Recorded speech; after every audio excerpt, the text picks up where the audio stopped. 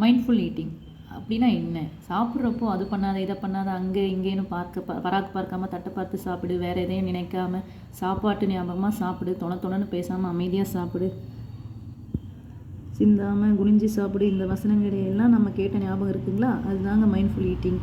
நாம் உணவு உண்ணும்போது அதில் முழு கவனத்தையும் குவித்து மனசை உணவில் ஒருமுகப்படுத்தி முழுமையான விழிப்புணர்வோடு சாப்பிடுதல். நாம் என்ன வேலை செய்கிறோமோ அதிலேயே நமது மனம் சிந்தனை அனைத்தையும் ஈடுபடுத்துவது தான் மைண்ட்ஃபுல். ஒரு பதார்த்தத்தை எடுத்துக்கொண்டால் அதிலே நீங்கள் கவனம் முழுவதும் இருக்க வேண்டும். சுவையுணர்வில் மட்டுமின்றி பார்க்கும்போது அந்த பதார்த்தத்தின் தோற்றம், அதன் வடிவம், நிறம் ஆகியனையும் அதை தொட்டால் உணரக்கூடிய அந்த ஸ்பரிசம் இருக்கு இல்லைங்களா, அப்புறம் அந்த மனம், நறுமணம், உண்ணும்போது அதன் சுவை, இப்படி முழுமையாக அனுபவித்து சாப்பிட வேண்டுங்க. அது மட்டுமல்ல, இதுதாங்க முக்கியம்.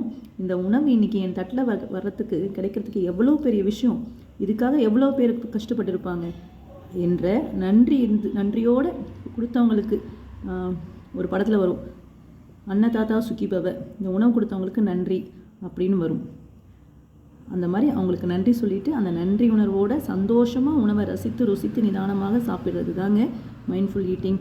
இனி நீங்களும் மைண்ட்ஃபுல் ஈட்டிங் பண்ணுவீங்கன்னு நினைக்கிறேன். பண்ணலன்னா பண்ணுங்க. மீண்டும் நன்றி.